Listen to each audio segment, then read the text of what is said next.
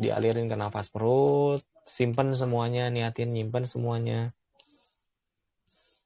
Kalau udah fresh, kalau teman-teman mau terapi saudara atau apa, bisa dibayangin pakai teknik terapi jarak jauh ya. Efektifnya sama kok. Banget sama. Gitu.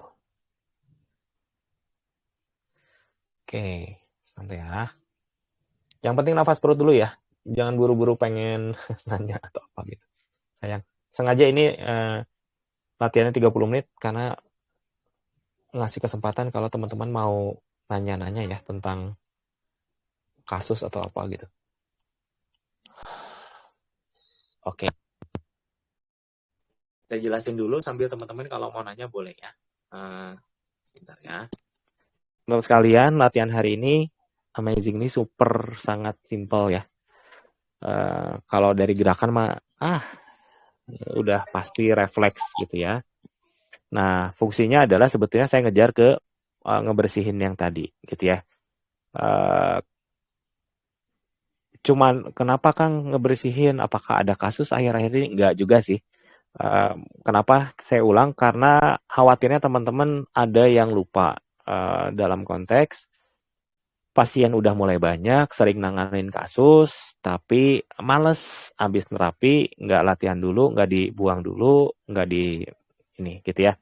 Jadi nanti kalau lupa seperti itu sekali dua kali nggak apa-apa biasanya. Tapi nanti kalau udah banyak, nanti badan kita yang ya makin susah gitu ngebersihinnya gitu. Jadi kayak kayak wajan deh. Wajan kalau baru kan gitu ya bersih gitu ya. Tapi coba lihat wajan di rumah yang udah tahunan. Perasaan setiap perasaan ya setiap habis masak pasti dicuci. Tapi naha tetap aja ada hidung-hidung hitam-hitam begitu. Nah, saat inilah diingetin lagi, satu, tetap dicuci gitu ya, bersihin.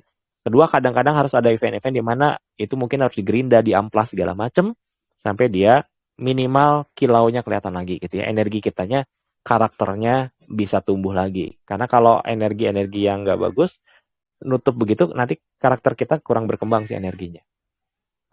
Nanti harus jelasin lagi karakter energi apa. Itu mah nantilah. Oke, ada yang mau tanya dulu? Mungkin tentang latihan ini, bisa kurang jelas?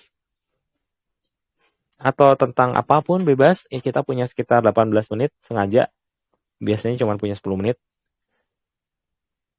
Ada yang mau tanya?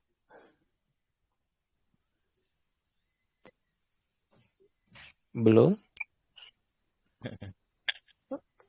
Kang As, Boleh Kang, Kang Arfan. Boleh, silahkan.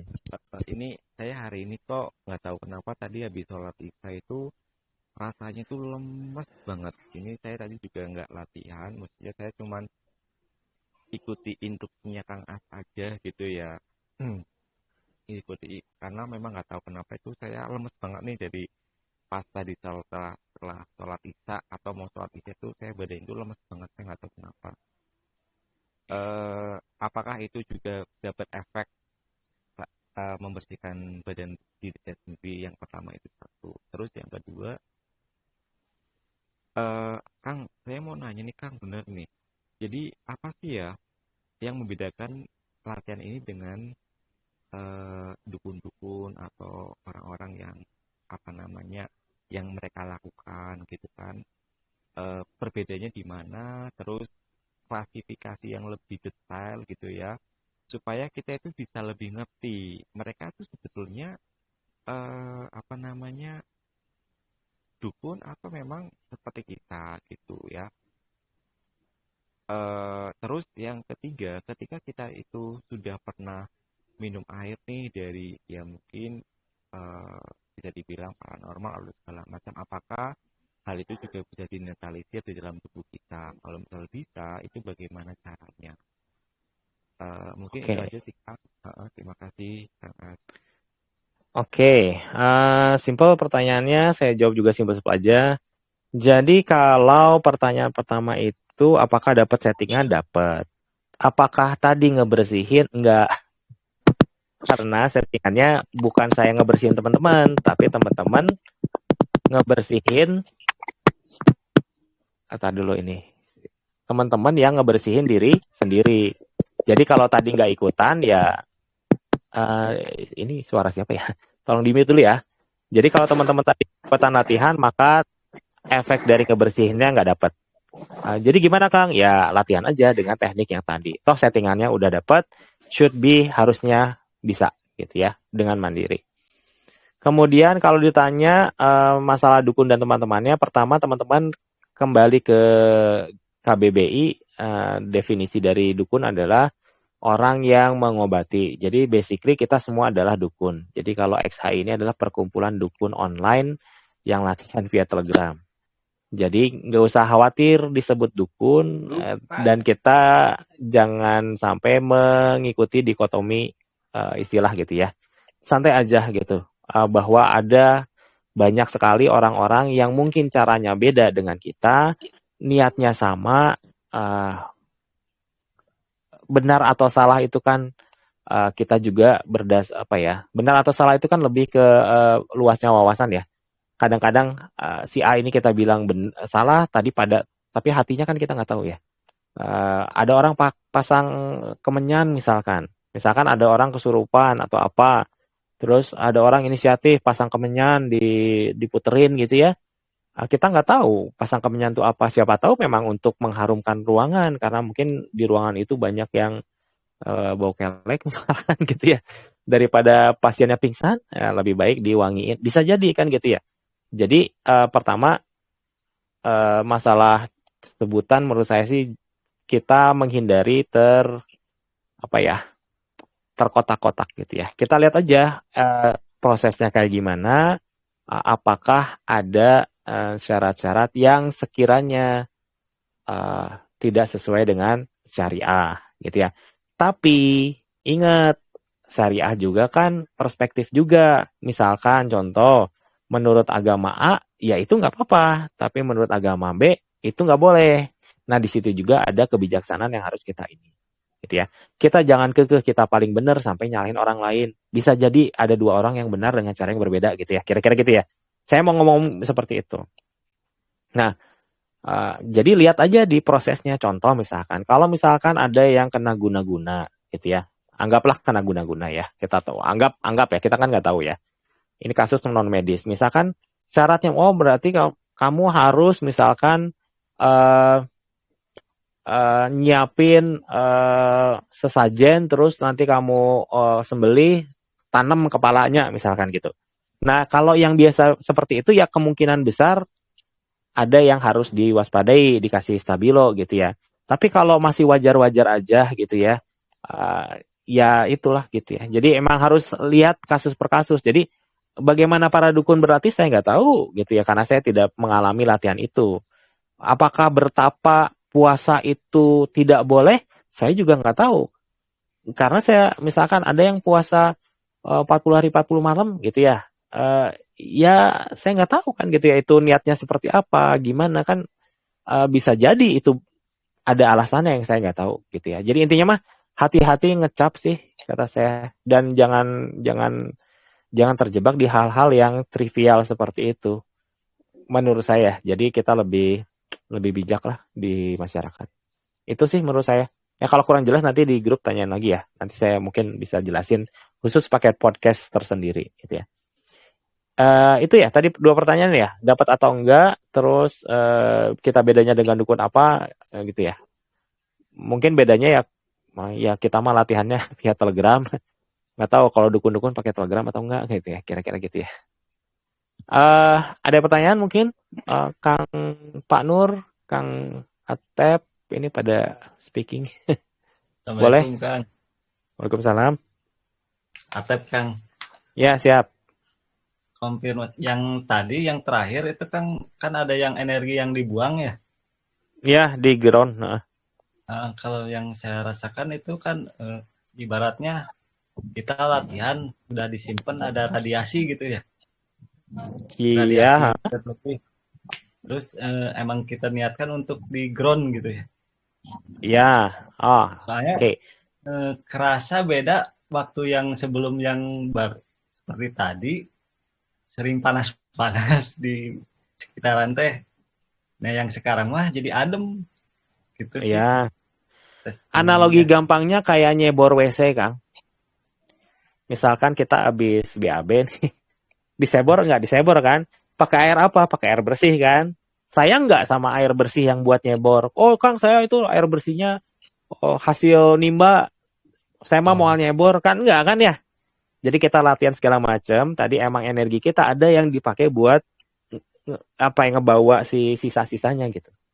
Nah, tapi ingat teman-teman, konsep di kita itu kita tidak sayang dengan energi yang itunya, tapi kenapa? Karena kita latih itu pompa. Ingat ya, kita tuh melatih kekuatan pompa kita untuk nyedot air. Jadi air yang udah di tandon mah kita bisa buat terapi, buat apa, sok-sok aja gitu. Nggak sayang kita dengan energi itu. Misalkan maksudnya bukan nggak sayang ya, nggak dipelit-pelit lah kita mah. Air di tandon mah memang buat dipakai karena kekuatan kita itu ada di pompa, bukan di berapa besar cadangan air di tandon gitu ya. Kita mah tandon cuma 100 liter gitu naon. Selama kita bisa terus-terusan memproduksi gitu ya. Cuman segayung nggak apa-apa asal gayung nggak pernah habis gitu ya. Habis masuk lagi segayung nggak cukup buat pengasih makan se-Indonesia kan kira gitu ya. Nah, itu. Jadi kadang-kadang orang suka mikir saya energi itu kayak lumbung padi gitu ya disimpan dijaga nggak gitu, kita mah malah disebarin, makin kita nyebarin badan teh gitu ya, orang teh bakal mungkin settingan gini kayaknya ya, makin kita pakai malah berarti orang ini pakai, berarti dia amanah dengan tuh kan, energi itu buat dimanfaatkan bukan buat disimpan, maka akan ditambah gitu. Makin kita bersyukur makin ditambah, makin kita ngeluarin makin bertambah gitu. Nah itu yang konsepnya Kang. Jadi udah jeder habis-habisin gitu. Yang penting kita latihan ya. Jeder tapi kita nggak latihan ya salah juga gitu ya. Mungkin gitu Kang. Ada yang mau nanya lagi mungkin? Nuhun Kang. Assalamualaikum. Ya, Waalaikumsalam. Teh Nur mungkin mau nanya Kang Surya boleh. Waalaikumsalam. Yuk. Surya. Ini Kang mengenai terapi. Saya ada kakak ipar. Misalkan ini nih dari kaki lutut kaki sampai telapaknya itu terasa panas seperti kena cabai gitu Kak. Kita mau terapinya bagaimana tuh Kang? Lalu itu yang pertama. Yang kedua, kebetulan saya juga punya bayi baru lahir hampir sebulan ini. Untuk misalnya kita kan ingin menjaga takut sakit apa atau apa gitu Kak, atau virus dari luar gitu, ingin bagaimana Kang itu untuk terapinya gitu, untuk menjaga lah. Siap. Seperti itu. Saya juga kebetulan kan komunikasi dengan ada Kang Indra dengan Kang Emu, itu kan pada komunikasi dengan yang lain. Beliau tuh ada terapi itu untuk anak, ditakutkan ada virus apa seperti itu gitu kan. Biar kesarannya kita bagaimana. Itu aja mungkin. Siap buat ya, buat pasien pertama keluhannya adalah panas dari lutut sampai telapak kaki gitu ya. Kita breakdown ya. Kita nggak tahu nih sakitnya apa, tapi kondisinya begitu. Nah, kenapa orang pasien ini bisa ngerasa panas? Pasti ada saraf gitu, karena yang tugas ngerasain ya saraf kan begitu. Maka kasus ini teman-teman bisa terapinya bikin bola energi seperti biasa yang padat, satu taruh di lututnya, satu di telapak kakinya. Nah, antara dua bola ini dikasih kayak jalur gitu, bola satu ke sana, nanti muter lagi gitu, bolak-balik gitu. Nah, energi yang bolak-balik ini akan memperbaiki si saraf dan apapun yang tidak beres di situ. Plus, menurut saya khusus kasus yang ini, di tulang punggung bagian bawah banget, kemungkinan besar ada masalah di situ. Gitu ya. Karena biasanya kalau dari kaki, entah itu ada saraf di tulang punggung yang bagian bawah, biasanya yang suka nyambung gitu ya. Jadi terapi juga di punggung bagian bawah. Itu buat pasien yang pertama. Nah, pertanyaan kedua ini menarik. Nah, saya mau jawabnya rada-rada komprehensif dikit ya. Satu, dari mindset. Teman-teman sekalian, seperti sudah dibilang dari awal 2023 gitu ya. Ini kan saya kebayang nih, Kang Surya ini punya bayi. Kan bayi sendiri ya, bukan bayi orang lain, bayi sendiri gitu.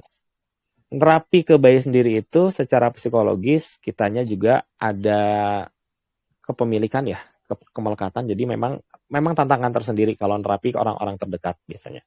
Nah, saya mulai dari mindset. Yang pertama adalah ketika kita nerapi bayi dan kondisinya itu sehat, maka hati-hati pikiran kita jangan sampai mikirnya gini, saya nerapi supaya bayi saya tidak sakit. Itu kalau kita nerapi berdasarkan ketakutan bayi akan sakit, maka apa yang terjadi adalah secara alam bawah sadar energi kita akan menurunkan mengundang sakitnya gitu. Maka ketika nerapi itu mindsetnya adalah bayangin anak ini sehat, bayangin anak ini imunitasnya benar-benar kuat, bisa menghadapi apapun gitu ya. Bayangin ketawanya, bayangin bahagianya. Nah itu ya, mindset yang pertama itu dulu. Ya, karena orang tua pasti khawatir. Nah, cuman kita ketika terapi jangan khawatirnya yang dimajuin, tapi harapan terbaiknya kan kayak gitu ya. Itu ya satu ya, mindset ini saya kadang-kadang orang suka lupa yang masalah ini. Main tempel-tempel aja. Nah, yang kedua, nerapi ke bayi itu menurut saya pribadi hati-hatinya adalah kita harus membiarkan si tubuh bayi ini nyerap sendiri. Maka teman-teman gimana cara nerapinya? Putaran energi telapak tangan biasa tempel aja. Nanti akan kerasa kayak gini. Tahu power bank kan ya? Ya. Semoga tahu power bank atau HP deh. Dicas. HP dicas dari 60% jadi 100%. Pertanyaannya, setelah 100% dia nyedot lagi nggak? Enggak kan? Ada sensornya, oh udah 100%. Ya udah. Kalau terus-terusan digeder udah 100%, terus listrik dimasukin terus, apa yang terjadi? Iya, baterainya malah rusak, kembung cepat dan teman-temannya. Nah, terapi terutama ke bayi adalah kita harus ngerti banget bahwa kita itu nyediain listrik, biarin si bayinya yang nyedot sendiri. Nanti kita akan tahu, oh ini udah cukup. Gitu. Kadang-kadang mereka cepat kok, gitu ya. Tak udah aja, gitu ya. Jangan dipaksain. Ini saya harus 10 menit geder sama kita disalur, jangan gitu. Itu malah menurut saya tidak baik gitu ya. Jadi kita harus lebih peka dia 100% sampai mana gitu ya. Karena ini bayi halus. Termasuk kalau teman-teman punya pasien yang hamil atau mungkin istri sendiri gitu ya. Biarin dia yang nyerap. Gitu ya. Karena energi yang berlebih, apapun yang berlebih tentunya tidak baik kira-kira gitu ya. Walaupun misalkan kita vitamin C aja, vitamin C baik buat kesehatan, tapi kalau disuruh sehari overdosis ya kasihan ginjalnya juga kan kira-kira gitu ya. Itu mungkin Kang ya. Jadi yang poin penting banget mindset, hati-hati ketika terapi terutama orang terdekat biasanya kita ada kemelekatan gitu. Kadang-kadang kita karena saking ingin ininya gitu ya, kita lupa di mindset. Kedua, biarin dia nyerap sendiri. Caranya kalau bayi sendiri mah digendong aja. Sendiri gendong, dielus-elus gitu ya. Oh udah kerasa udah gitu ya. Lebih baik sering daripada sekali banyak. Karena kayak nyiram tanaman. Yeah. Nyiram tanaman kan pagi sore. Karena biar diserap dulu kan. Nggak satu ember pagi-pagi. Terus sore. Kan seember pagi-pagi mubazir juga kebuang kan ya. Kira-kira gitulah. Konsepnya sesimpel itu sih. Semoga diaplikasikan. Nanti cobalah. Nanti kerasa banget sih bedanya. Gitu ya. Itu ada pertanyaan lagi mungkin? Satu orang mungkin? Ya, Kang, makasih Kang. Boleh. Ada yang mau nanya? Halo Belum Kang. ada? Oh boleh, sok. Ini Kang, saya udah 6 bulan nggak latihan, baru latihan lagi hari ini. Ya, saya pengen nanya. Pengen nanya soal ini Kang, karena saya kan baru dengar-dengar nih soal yang GRATS itu. Sebetulnya GRATS itu apa dan sebenarnya apa dampaknya gitu Kang, bedanya antara GRATS sekian sama GRATS sekian yang nanti mungkin disampaikan nanti di hari Kamis Kang. Ini pertanyaan kalau saya salah jawab ribut ini. Ini antara saya jawab jujur atau politis ya? Oke, gini teman-teman sekalian. Soalnya Kang bilang pas di satu video sebelumnya tuh bilangnya bisa bahaya kalau salah mindset gitu Kang. Ya gini. Gini ya. Saya berusaha jawab ini semoga nggak salah paham. Gini.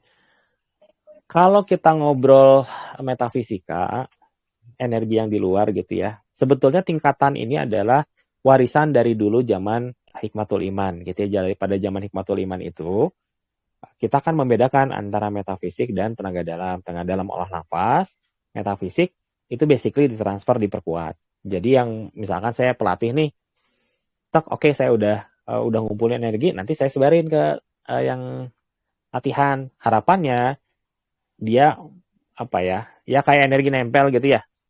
Nanti dia secara bertahap menjadikan energi itu bagian dari energi dia gitu ya.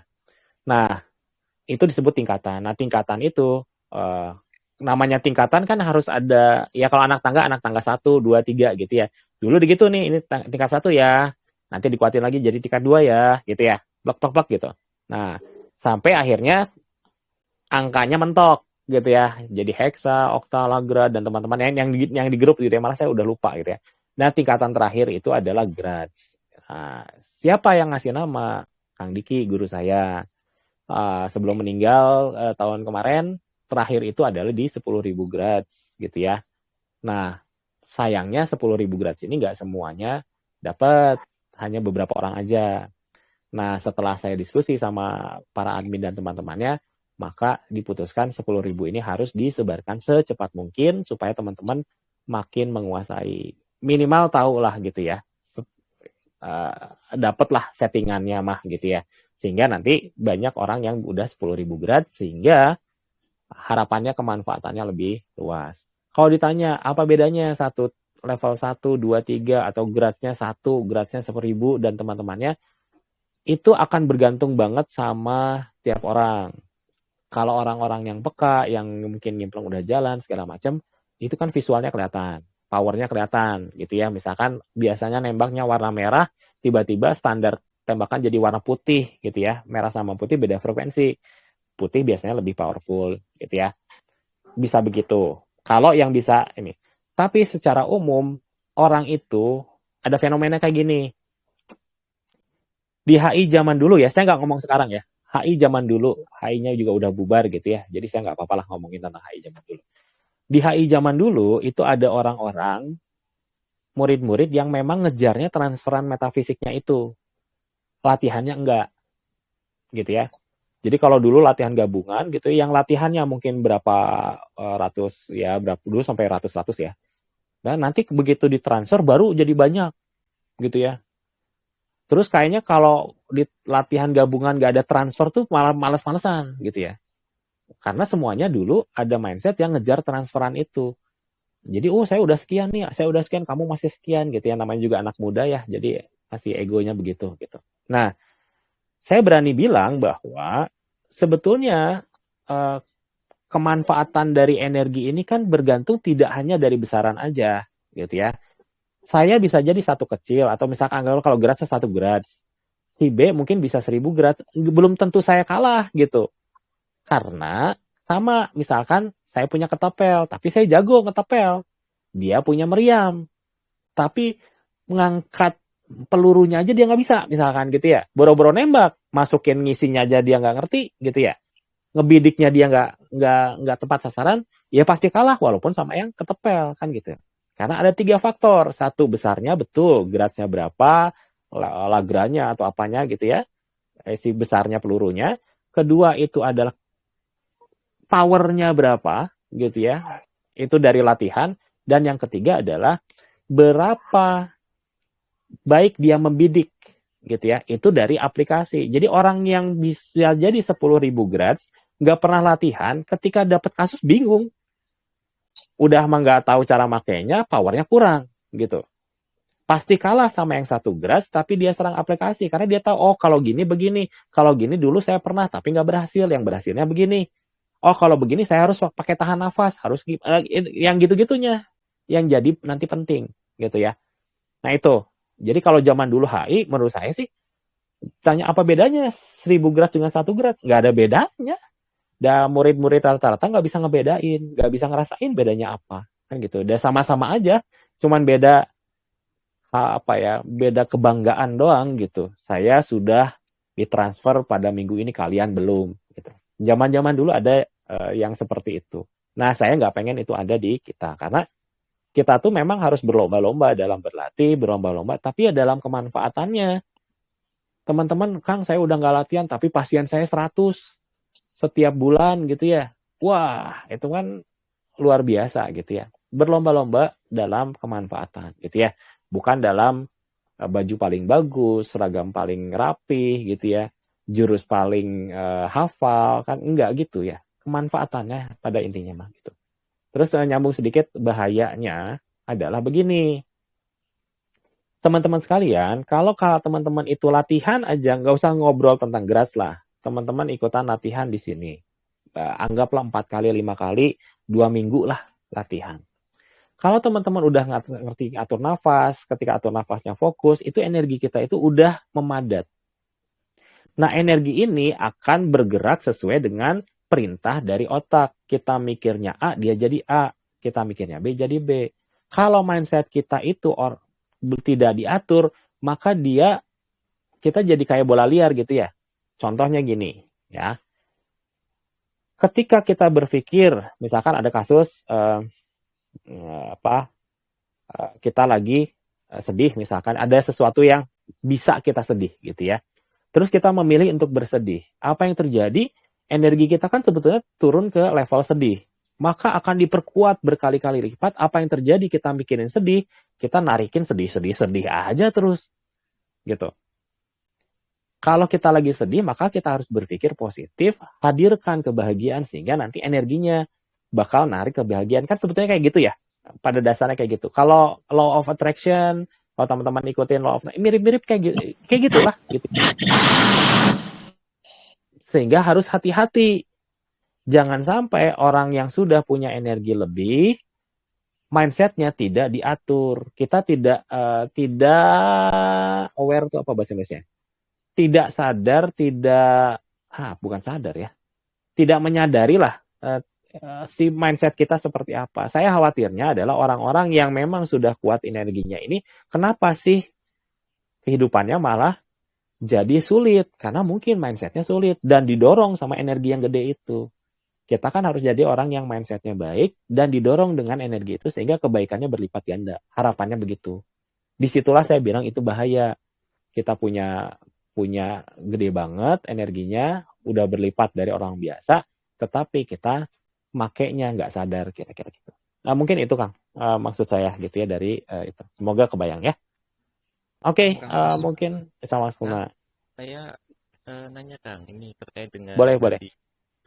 Saya sangat tertarik sekali terkait dengan mindset ya, karena mindset ini kan biasanya itu kita pikiran itu biasanya ngambil dari pengalaman ya, atau sesuatu yang udah pernah kita lihat, atau jadi misal nih sebuah contoh, kita melihat lowongan pekerjaan, misal lowongan pekerjaan itu kok seolah-olah kayaknya dari persyaratan itu kayaknya nggak ada yang cocok dengan kriteria saya gitu ya, atau misal ada 9 kriteria cocok, nanti satunya ada yang nggak cocok gitu ya. Akhirnya itu akan terbentuk mindset cari kerjaan susah gitu loh. Nah,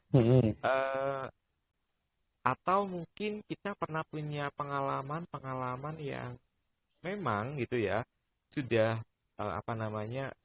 sudah masuk, udah punya pengalaman kurang menyenangkan lah tentang hal itu, entah komunikasi dengan orang lain atau ngobrol dengan orang lain. Nah, bagaimana ini ya supaya kita itu bisa mengembalikan mindset positif, tapi memang benar-benar kita itu punya pengalaman kurang menyenangkan di hal itu, apapun itu pokoknya apapun itu, entah kita berinteraksi dengan orang lain, entah kita itu dalam apapun itu. Nah, dari pengalamannya kakak itu bagaimana caranya supaya kita itu minimal itu bisa vibrasinya itu atau energi kita itu ada di energi yang baik, itu aja sih Kang. Oke, kebayang.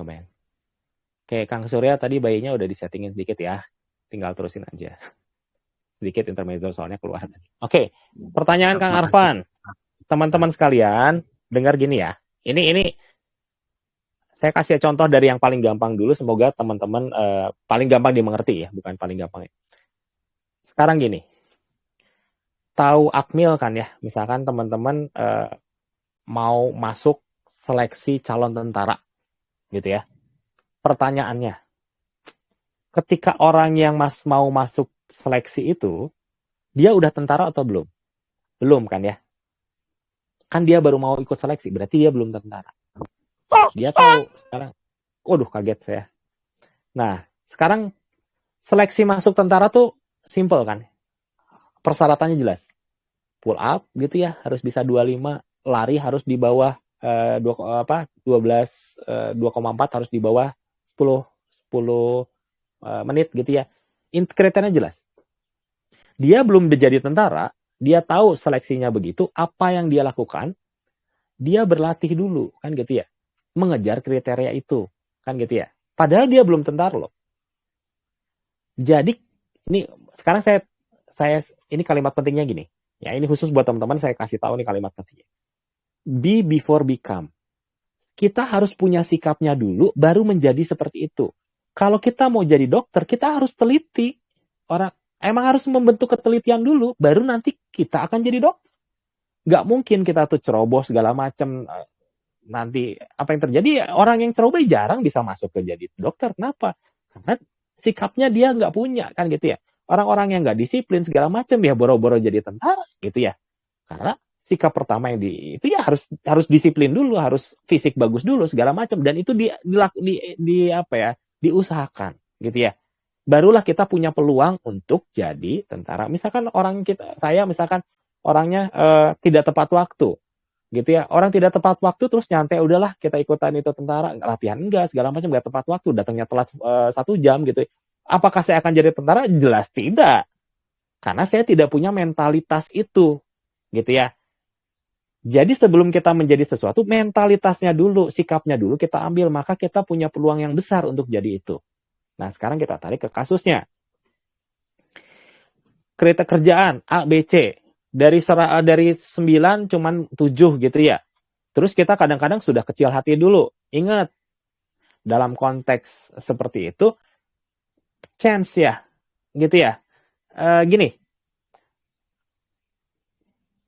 dengan kita bersikap positif, mindset positif dan teman-temannya itu, maka peluang kita untuk untuk dapat kan lebih gede gitu ya.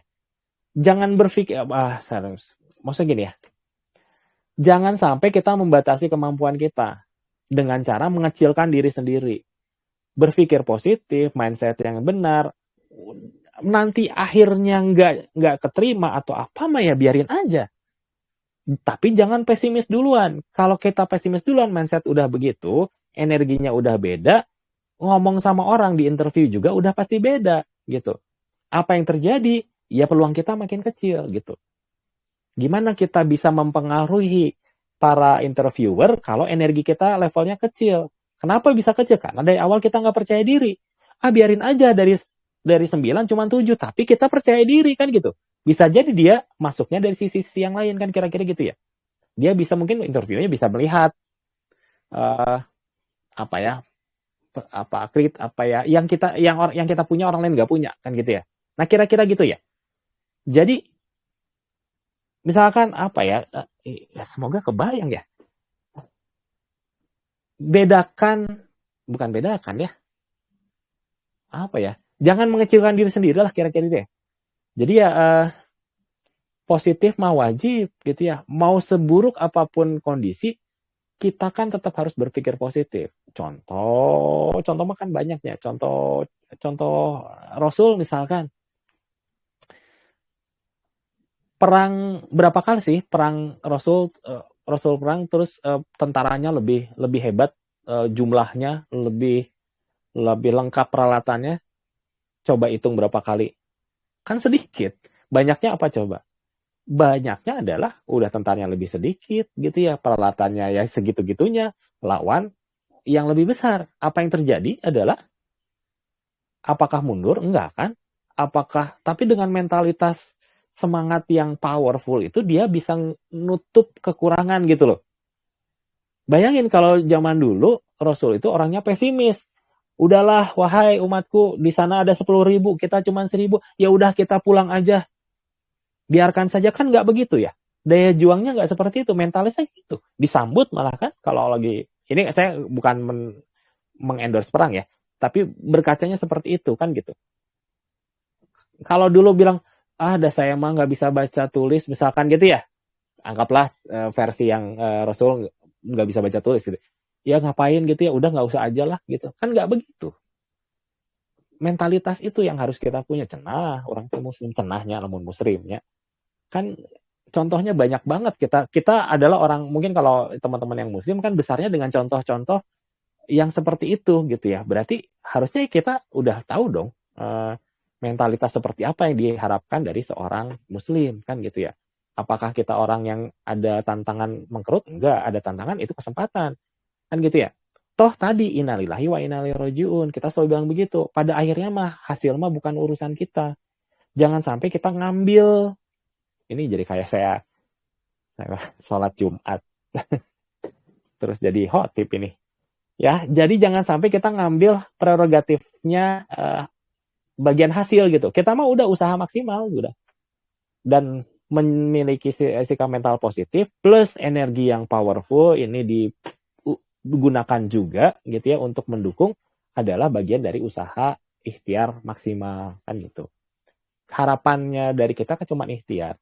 Kalau ternyata sudah ikhtiar maksimal tidak dapat, maka mungkin itu bukan yang terbaik buat kita. Beda dengan kita belum usaha, kita udah nyerah duluan, terus begitu di akhir-akhir kita bilang emang itu mah bukan punyanya kita. Enggak gitu, beda. Ya, beda jauh ya. Yang satu mah menyerah, terus yang satu mah menyerah kemudian menghibur diri, nggak mau disalahin. Padahal mah salah kamu, karena kamu tidak usaha maksimal. Nggak mungkin ada ujian kalau nggak ada ada yang bisa didapat gitu sebetulnya kan gitu ya. Karena kamu nggak maksimal, terus kamu bilang, oh itu bukan takdir. Nggak begitu. Yang harus dilakukan adalah maksimal dulu. Udah maksimal nggak dapat, ya udah emang itu bukan takdir kan gitu ya. Tapi kalau belum usaha, udah nyerah, udah pesimis segala macem, terus kita bilang itu takdir, salah. Beda jauh itu mah gitu ya. Jangan sampai kita jadi orang-orang yang terjebak di situ. Karena di masyarakat kita banyak banget yang seperti itu gitu ya. Kitanya yang salah tapi nyalahin takdir gitu. Kayak heula gitu. Enak aja gitu ya. Kenapa itu bahaya kalau begitu? Karena dengan nyalahin takdir kita tidak jadi berkembang, kita tidak jadi ngevaluasi diri. Ada pasien datang ke kita udah males, nggak mau segala macem, asal-asalan, terus nggak sembuh. Udah itu mah takdir, bukan lewat saya kesembuhan, nggak bisa begitu. Usaha dulu maksimal, belum sehat, belum sembuh, belum diijabah, mikir kenapa? Oh, muterinnya kurang. Oh, mungkin saya kurang wawasan tentang penyakit ini. Saya mungkin harus nanya ke si A, ke si B, si C. Itu kan jadi pintu ilmu, ya, pintu kita dapat keilmuan baru gitu. Kalau kita mentalitasnya nggak punya seperti itu, mah ya kita nggak akan berkembang aja gitu. Ya sampai kapanpun nanti akhirnya jadi beban kan gitu. Ya beban siapa ya? Beban masyarakat lah. Kenapa Kang bisa jadi beban masyarakat? Cuma dua kok. Kamu bermanfaat atau tidak bermanfaat kan gitu aja. Dipilih kamu yang mana? Yang bermanfaat atau tidak bermanfaat? Simple kan? Pilihannya cuma dua, nggak ada yang tengah-tengah gitu. Setengah manfaat nggak ada gitu. Manfaat atau enggak gitu. Simple sih. Kita latihan biar bermanfaat kan gitu. Kalau enggak ya kamu jadi nggak bermanfaat jadi beban gitu. Latihan misalkan ya, misalkan